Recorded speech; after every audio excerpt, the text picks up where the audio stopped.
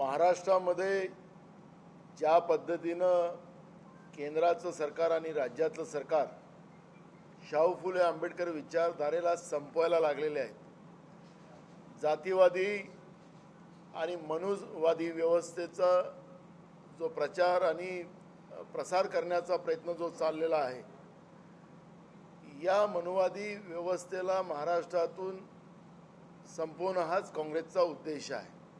आपण पाहिलं की तत्कालीन राज्यपाल भगतसिंग कोश्यारी यांनी बाबासाहेब आंबेडकर, छत्रपती शिवाजी महाराज, महात्मा ज्योतिबा फुले, सावित्रीबाई फुले आणि अर्धा डझनच्या वर भाजपच्या मंत्र्यांनी या महापुरुषाचा सातत्यानं अवमान त्या काळात केला।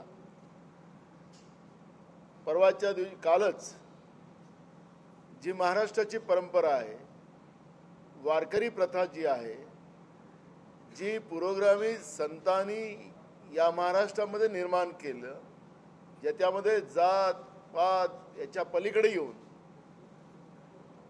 विठुरायाच्या दर्शनासाठी अंधश्रद्धा, व्यसनमुक्त समाज निर्माण करण्यासाठी या पद्धतीची एक मोहीम वर्षानुवर्ष या महाराष्ट्रात चाललेली आहे आणि एक नियोजनबद्ध पद्धतीनं ही परंपरा चालते। गर्दी अफाट असतं। काँग्रेसही अनेक वर्ष या राज्यात सत्तेत राहिली, त्यावेळेस अफाट गर्दीलाही सुद्धा माऊलीच्या नावाने, माऊली थोडंसं सांभाळून घ्या, हे करा, असं पोलीस काम करायचं।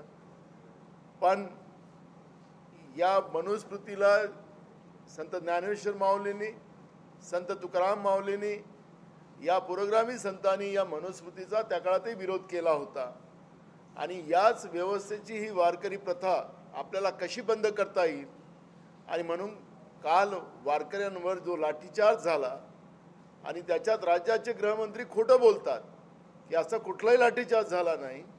आपल्याच माध्यमातून ते दाखवलं जात आहे। वारकरी पुढे येऊन सांगतात आहे की आमच्यावर यांनी लाठीचार्ज केला, रक्ताचे कपडे वाखलेले आपण पाहिलेत आणि तरी राज्याचे उपमुख्यमंत्री खोटं बोलतात आहेत।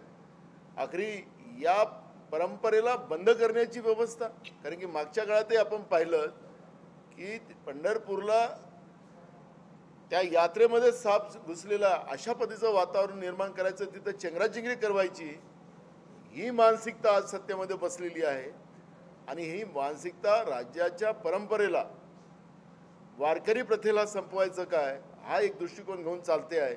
आणि म्हणून हे सगळे प्रश्न घेऊन, मग शेतकऱ्यांचे प्रश्न असतील, बेरोजगारांचे प्रश्न असतील, गरिबांचे प्रश्न असतील, महागाई असेल, हे सगळे प्रश्न घेऊन आम्ही पूर्ण महाराष्ट्रामध्ये वेगळ्या वेगळ्या जिल्ह्यात आमचे सगळे प्रमुख नेते जातील, त्या ठिकाणी आंदोलनही करू, सभाही करू आणि पूर्ण महाराष्ट्रामध्ये ही जी काही मनुवादी व्यवस्था आहे, ही या शेतकरी विरोधी व्यवस्था बीजेपीच्या रूपानं आहे, ज्या पद्धतीनं युवकांच्या विरोधात आहे, गरिबांच्या विरोधात आहे, महागाई जे भरमसाठ वाढवली जाते आहे, या सगळ्या व्यवस्थेचा आम्ही कडाडून विरोध करू आणि एक मोठी जनजागृती या महाराष्ट्रामध्ये काँग्रेस पक्षाच्या माध्यमातून केली जाईल, अशा पद्धतीचं एक आजच्या मीटिंगमध्ये आम्ही निर्णय घेतलेला आहे।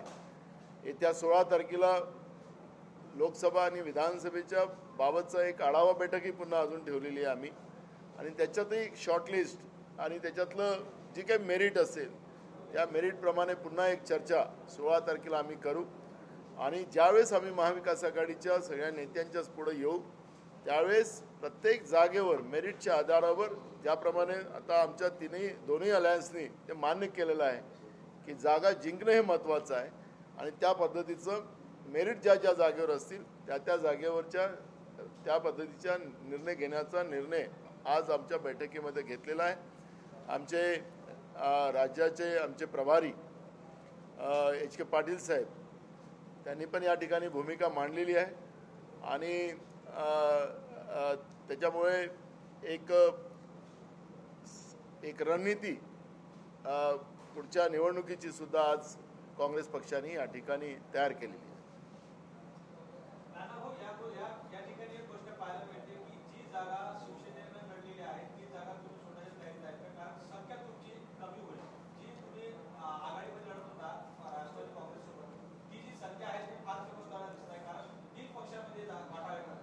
बघा, आम्ही मागच्या वेळेसही आमच्या कोरची बैठक झाली, त्यावेळेसही आम्ही मेरिटच्या आधारावरच पुढच्या चर्चेला आम्ही पुढे जाऊ अशा पद्धतीचं बोललो होतो.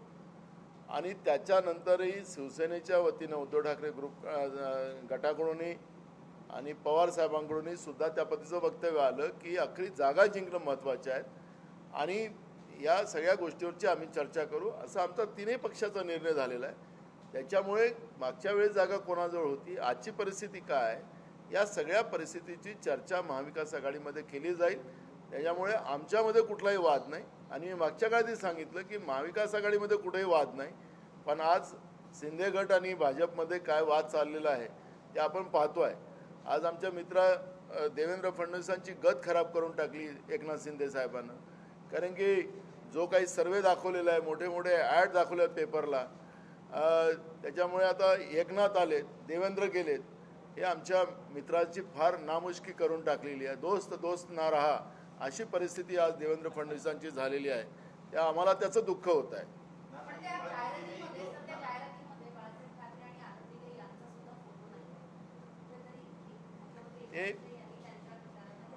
हे बघा, ते आता मी तुम्हाला ते सांगितलं ना, दोस्त दोस्त ना रहा अशी परिस्थिती आज झालेली आहे की कोणाचाही फोटो लावू शकतात, काही करू शकतात. त्यांचा तर काही भागच नाही, त्याच्यावर चर्चा केली नाही करायचं, आमचं काम नाही आहे तिकडे.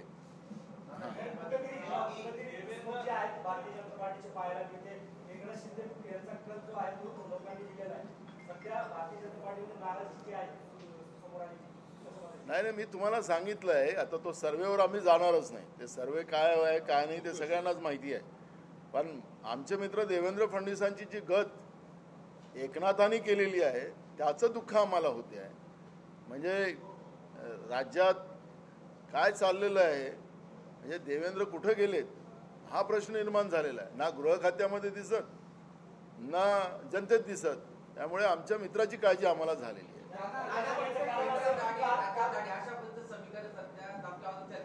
कोणतं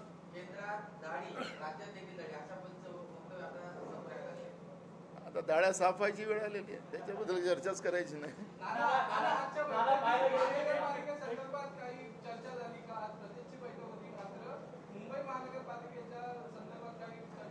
आम्हाला सरकारला तुमच्या माध्यमातून सांगायचं की लवकर निवडणुका लावा. हा जो सर्वे आणून दाखवलेला आपण, मग तुम्ही सगळीकडे दिसताय त्या सर्वेप्रमाणे, मग तातडीने निवडणुका लावा. मग निवडणुका लागल्या की मग महानगरपालिका वगैरे आपण त्याच्यावर चर्चा करू. सरकार घाबरते आहे, निवडणुका घ्यायला घाबरत आहे सरकार. लोकशाहीचं रोज खून करतात आहेत. स्थानिक स्वराज्य संस्थांच्या निवडणुका न घेणं म्हणजे आज स्थानिक पातळीवर किती अडचणी आहेत. लोकांना पिण्याचं पाणी नाही, रस्ते नाही, नाल्या बुजलेल्या आहेत. पावसाळा सुरू होत आहे, 1.5 वर्षापासून राज्यामध्ये स्थानिक स्वराज्य संस्थेच्या निवडणुका झाल्या नाहीत. प्रशासक आणि सरकार मोठ्या प्रमाणात भ्रष्टाचार, जनतेच्या पैशाची लूट राज्याच्या ईडीच्या भाजप सरकार करते आहे. जनतेचे पैसे लुटतात आहे.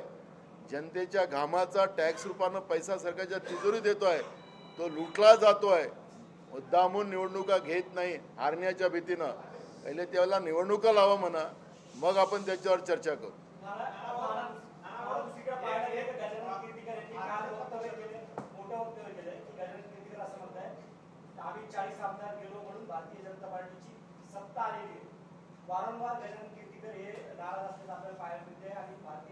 तुम्हाला आता कर्नाटकचे आमचे मंत्री महोदय बसलेले आहेत, आमचे प्रभारी आहेत.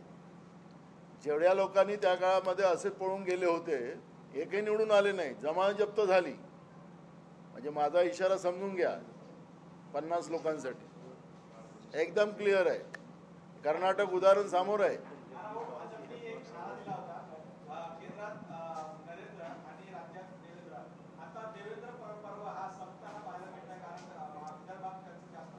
मी कुठं सांगितलं ना, आता दोस्त दोस्त ना रहा. नवीन मित्र पकडला, त्यांनी गेलं कामातून. देवेंद्रलाच गायबच करून टाकलं. काय बरोबर नाही.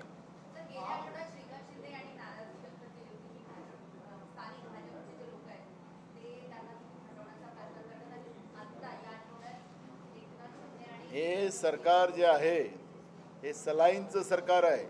हे सरकार किती दिवस टिकेल याची गॅरंटी नाही. त्याच्यामुळे या सरकारला माननीय सुप्रीम कोर्टाचे जे निर्देश आलेले आहेत, माननीय स्पीकरकडे हे सगळं केस आहे. आता हे धुजबूज चाललेली आहे. हे सरकार केव्हा पडेल काय होईल याची गॅरंटी नाही.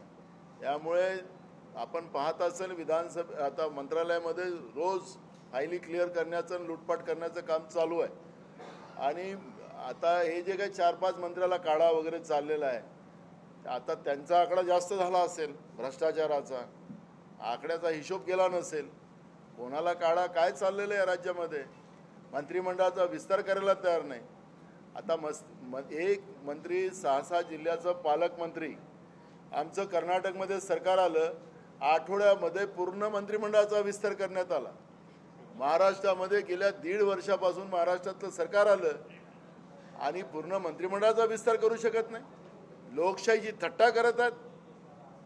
लोकांची काळजी नाही, फक्त स्वतःची पाठ आणि जनतेच्या पैशाची लूट करून जाहिरातबाजी करायची. अशा पद्धतीचं सरकार महाराष्ट्रात बसलेलं आहे. ज्याला संविधानाचंच रोज खून करायचं आहे अशी लोक बसलेली आहेत. त्यामुळे सगळे प्रश्न आहेत. त्याच्यामुळे मी कुणा खासदाराचं काय त्यांच्या जागेचं वाटप चालू ते आमचं काम नाही. आम्हाला संविधानिक आधारावर हे सरकार चालावं एवढीच आमची भूमिका होती. आणि म्हणून पहिल्या दिवशी काँग्रेसच्या वतीनं आम्ही सांगितलं की हे सरकार असंविधानिक आहे. आणि सुप्रीम कोर्टाने त्याला आयडेंटिफाय केलं की एका व्यक्तीला बोलावून राज्याचा मुख्यमंत्री बोलवायचा हे असं कुठल्या नियमात आहे. पण केलं. केंद्र सरकारने सत्तेचा दुरुपयोग केला, महाराष्ट्रामध्ये लोकशाहीचा खून केला. हे स्पष्ट माननीय सुप्रीम कोर्टाच्या जे काही निर्णय आले त्याच्यामध्ये स्पष्ट आहे.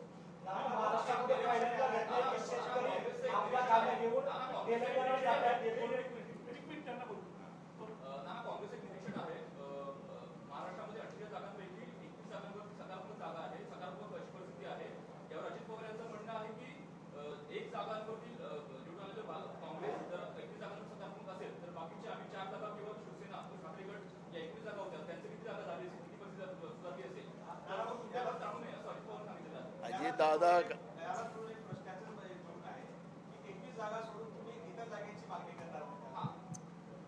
अजितदादा काय बोललेत हा प्रश्न आज नाही आहे.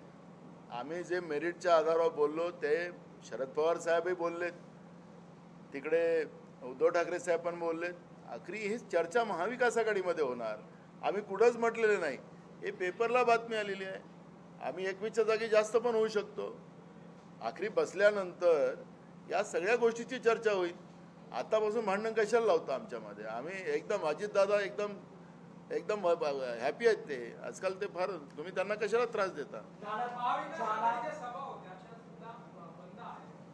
अरे आता पावसाळा उन्हाळा महाराष्ट्रामध्ये काही महिन्यापूर्वीच काही दिवसापूर्वीच मुख्यमंत्र्यांनी घोषणा केली की 1900 रुपये क्विंटल तुम्हाला भाव देऊ. मात्र शेतकरी जे आहेत तिथे भाव मिळत नसल्यामुळे तेलंगणाला जातात. पहिली वेळ जातात. कर्नाटकमध्ये जायला लागले. कर्नाटकमध्ये काँग्रेसचं सरकार आल्याबरोबर आता शेतकरी कर्नाटकमध्ये जायला लागला. सांगायचं तात्पर्य असं की महाराष्ट्रातलं हे सरकार शेतकरी विरोधी आहे. केंद्रातलं सरकार हे शेतकरी विरोधी आहे. शेतकऱ्यांचा कांदा असेल, कापूस असेल, केळी असेल. आपण पाहिलं की केळी आता आज आपल्या माध्यमातून मी पाहत होतो की केळी फेकल्यात लोकांनी. केळीसारखं पीक, कॅश क्रॉप, कांदा, द्राक्ष, धान, कापूस या सगळ्या शेतकऱ्यांना उद्ध्वस्त करण्याचं काम राज्यातल्या आणि केंद्राच्या सरकारने जाणीवपूर्वक केलेलं आहे. यामुळे शेतकऱ्यांची दानादान झालेली आहे. आणि शेतकऱ्यांच्या शेतीच्या मालाला भाव न देणं हा भाजपचा अजेंडा आहे.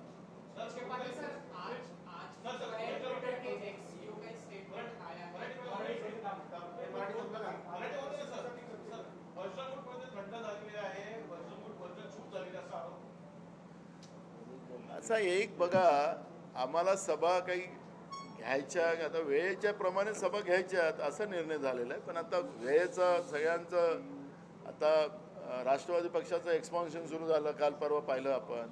सगळे पक्ष आपल्या आपल्या पद्धतीने कामाला लागलेले आहे. ज्या दिवशी आम्ही एकत्रित बसू त्यावेळेस करू.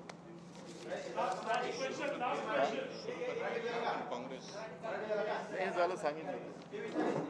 हा झालं. चला एक सवाल है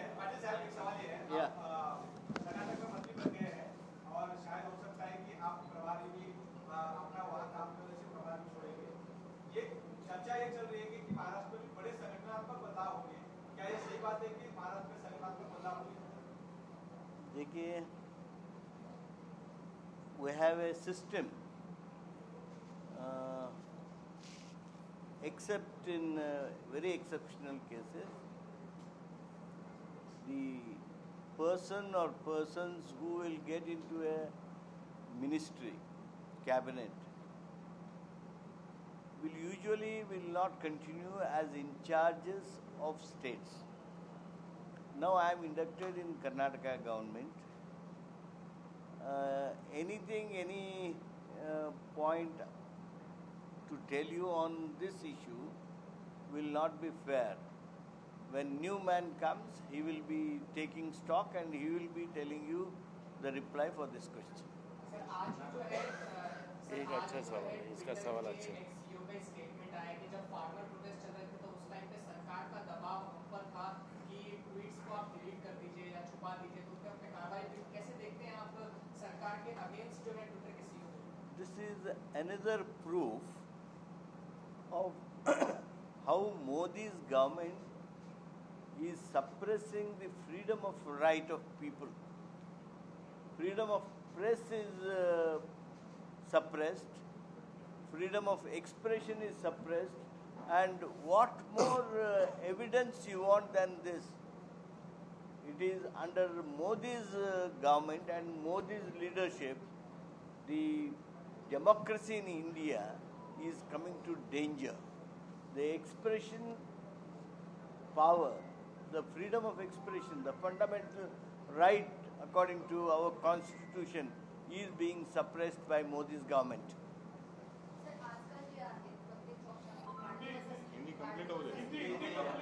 जिस तरह से आज विज्ञापन आया है, आपके दोस्त कह रहे कि बहुत अन्याय हो रहा है, क्या कहना है आपका? एकदम क्लियर है कि महाराष्ट्र में देवेंद्र का राज था, ऐसा हम लोग सुनते थे। वास्तविकता क्या थी हमें पता नहीं, लेकिन नया दोस्त बना है एकनाथ शिंदे को। अब दोस्त भारी पड़ गया, दोस्त ना रहा। ऐसी परिस्थिति हमारे मित्र देवेंद्र फडणवीस जी की हुई है, बुरा लगता है हमें।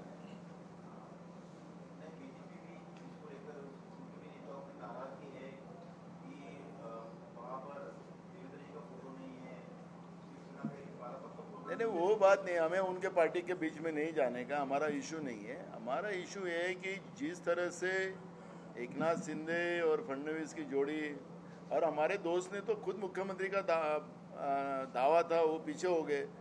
वो पहले राज्य के मुख्यमंत्री थे, पुन्हा येईल ऐसा बोलते थे, पुन्हा तो उप मुख्यमंत्री बने, लेकिन अब वो जो मुख्यमंत्री बना वो देवेंद्र को दबा दिया। तो ये सर्वे कहाँ से लाया पता नहीं। और ऐसी परिस्थिति में हमारे मित्र की हालत खराब हो रही है, इसका हमें दुख हो रहा है। आपको लगता है कि 5 मंत्रियों के पद जाने को लेकर जो चर्चा है, 5 मंत्रियों के पद जाने को लेकर जो बीजेपी से दबाव की खबरें हैं, क्या उसकी जवाब में किया गया? और ये जो अनरेस्ट बन रहा है अंदर, देखो, मैंने कहा कि ये सरकार बहुत दिन नहीं चलेगी, ये सरकार का पतन होना तय है। माननीय सुप्रीम कोर्ट के जो आदेश आए हैं, जो अभी स्पीकर की तरफ वो प्रलंबित है, मुझे लगता है कि जल्दी ही निर्णय आएगा या उसके पहले ही कुछ गड़बड़ होने के चांसेस है। और ये सरकार जिस तरह से जनता के लिए काम करने का चाहिए नहीं कर रही है, घोषणाएं कर रही है और घोटाले कर रही है। घोटाले और घोषणा में ही ये सरकार फंसी हुई है, और मुझे लगता है कि ये सरकार का अब समय जाने का आ गया। आज क्या चर्चा हुई लोकसभा चुनाव को लेकर? ये हम लोगों ने पूरी तैयारी का रिव्यू लिया है। जो हमने लास्ट 15 दिन के पहले जो आढ़ावा लिया था उसका रिव्यू लिया है, और 16 तारीख को हम लोग बैठेंगे। लेकिन हम लोगों ने महाराष्ट्र में जिस तरह से शाहू फुले अम्बेडकर विचारधारा को ख़त्म करने का काम ये मनुवादी व्यवस्था कर रही है, जो वारकरी प्रथा, जो पुरोगामी हमारे संतों ने उसकी शुरुआत की थी, सालों से ये परंपरा चल रही है। उस परंपरा में, क्योंकि उस समय में धनेश्वर माउली जी ने कहा था, संत तुकाराम जी ने भी कहा था कि ये मनुस्मृति ये हमारे लिए खतरा है, और आज वही मनुस्मृति सत्ता में आने के बाद ये वारकरी प्रथा के ऊपर लाठीचार्ज करना बेगुनाहदार को लाठी से मारना, उनके ऊपर FIR दर्ज करना, इसका हमने निषेध किया है। और मुझे लगता है कि सरकार ये मनुस्मृति लाना चाहती है और छाऊ फुले अम्बेडकर विचारधारा को, पूर्वगामी विचारधारा को ख़त्म करना चाहती है। कांग्रेस कदापि ये नहीं होने देंगी। कांग्रेस इस विचारधारा को लेकर पूरे महाराष्ट्र में हमारे सभी कांग्रेस के बड़े नेता, हर डिस्ट्रिक्ट में हम लोग जाएंगे, उसमें इस विचारधारा को लेकर और ताकत के साथ जनता के बीच में जाएंगे। और महंगाई है, बेरोजगारी है, किसान का इशू है, गरीबों का इशू है, ये सब इशू को लेके जिस तरह से 9 साल में नरेंद्र मोदी की सरकार ने जिस तरह से देश की तबाही की, देश की संवैधानिक व्यवस्था को ख़त्म किया, ऐसे सब विचार जो मोदी सरकार और राज्य की सरकार ने जिस तरह से तबाही की है, इस सरकार का पंचनामा और पोल खोल जनता के सामने करने का हमने मानस बनाया और उसकी पूरा प्रोग्राम हमने बनाया। और 16 तारीख हम एक और बैठेंगे और उसके बाद में ये पूरे प्रोग्राम को पूरे राज्य में कार्यान्वित करेंगे।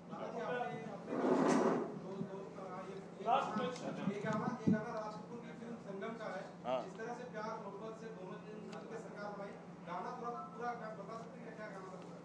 गाना मैं बाद में बताऊंगा, टूटने तो।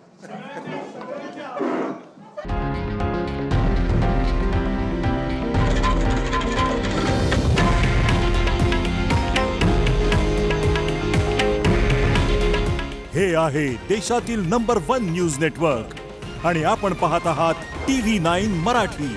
काळजी तुमची, हित महाराष्ट्राचं।